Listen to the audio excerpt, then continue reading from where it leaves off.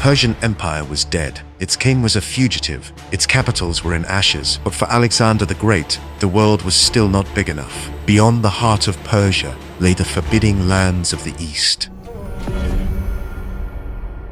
Bactria and Sogdiana, a place of soaring mountains and fierce warrior tribes. Here, the war would change from a clash of great armies into a brutal hunt, not just for the last Persian king, but for the very soul of Alexander's empire. The pursuit of Darius was relentless. Alexander pushed his army across the vast, arid landscapes of central Persia at a brutal pace, his obsession consuming him. But he wasn't the only one hunting the fallen king. As Alexander closed in, Darius was betrayed by a governor named Bessus. They bound Darius in golden chains, and as Alexander's scouts drew near, they stabbed him and left him for dead. Legend tells a powerful story about what happened next. When Alexander finally reached the wagon, he found the body of his great rival. In a profound gesture of respect, he dismounted and laid his own cloak over the fallen king. He was no longer the Greek avenger, but the legitimate king of Asia, and he vowed to hunt down Darius's murderers as regicides,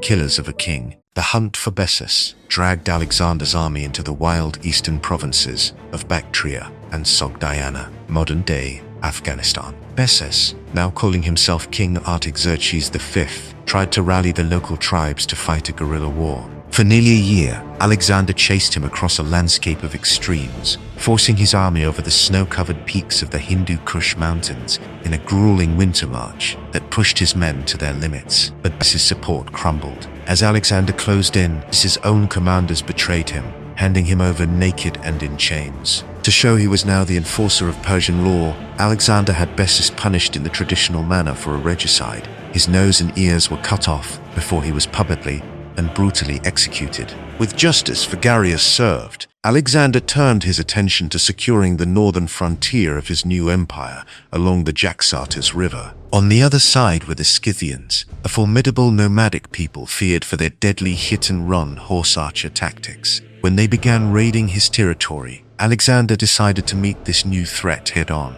In a brilliant display of tactical innovation, he used his catapults to fire a barrage across the river, the first known use of artillery as covering fire, to drive the Scythian archers back from the bank. His army crossed, and for the first time, he defeated a nomadic army on their own terms. To mark this new border, he founded a city, Alexandria Eshkate, or Alexandria the Furthest. But the region was far from pacified. The war transformed into a brutal 2-year guerrilla campaign, led by a brilliant and tenacious Sogdian warlord named Spitamenes. He was a master of hit-and-run tactics, a phantom in the mountains, who inflicted a rare and humiliating defeat on the Macedonians, surrounded and annihilating an entire detachment of Alexander. To crush this rebellion, Alexander had to change his tactics. The climax of this new war came at a fortress called the Sogdian Rock, a sheer-sided mountain believed to be impregnable. When Alexander demanded their surrender, the defenders mocked him, shouting that he would need soldiers with wings to reach them. That night, Alexander offered a fortune to any man who could climb the cliff face. 300 of his best rock climbers used tent pegs and ropes to scale the icy cliff. The next morning, the rebels awoke in horror to see Macedonian soldiers on the summit above them and surrendered immediately. Among the captives was a beautiful teenage girl named Roxana, the daughter of a local nobleman. In a move that stunned his army, Alexander fell in love with her spirit and married her. It was a brilliant political move, a way to fuse the cultures of Greece and the East and signal to the rebels that he was their new king. But to his Macedonian veterans, it was another sign that he was leaving his own world behind. This combination of ruthless military action and strategic alliance building eventually broke the back of the rebellion. Spitamenes, abandoned by his allies, was finally betrayed. Legend says his own wife, tired of the endless war, brought his head to Alexander's camp.